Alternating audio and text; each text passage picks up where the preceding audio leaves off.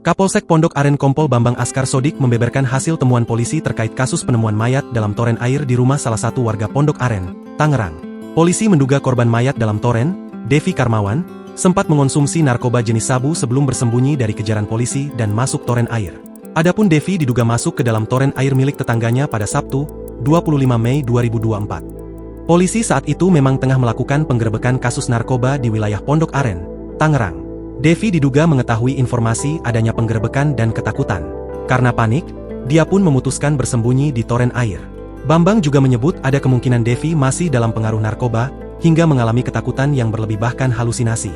Pengakuan teman Devi, AA, seorang pengedar narkoba jenis sabu yang ditangkap di Pondok Aren pada hari Sabtu juga menguatkan dugaan polisi. Dari AA, polisi mengetahui bahwa mereka memiliki 50 gram sabu untuk dibagi-bagi.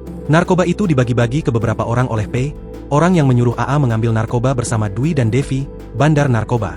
Polisi melanjutkan, AA, P, Dwi, dan Devi, sempat melakukan pesta narkoba di sebuah rumah kosong.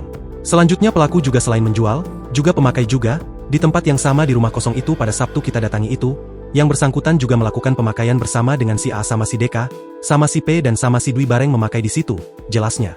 Hingga kini polisi masih memburu P dan Dwi, mereka masuk daftar pencarian orang. Sebagaimana diberitakan sebelumnya, warga di Gang Samit, RT 3 RW 1, Pondok Aren, Tangerang Selatan, Banten, dihebohkan dengan penemuan mayat dalam toren di belakang rumah salah satu warga bernama Sutrisno, Senin, 27 Mei 2024. Penemuan mayat ini berawal ketika istri Sutrisno mengeluhkan air yang berbau, keruh, licin, dan berbusa. Sutrisno pun lalu berinisiatif melihat toren air yang berada di belakang rumahnya itu, tak disangka ia justru menemukan beberapa lalat hijau di sekitar toren. Ia yang penasaran kemudian langsung membuka tutup toren yang masih tertutup rapat. Begitu tutup toren dibuka, keluarlah aroma tak sedap dan ditemukan mayat Devi yang telah membusuk.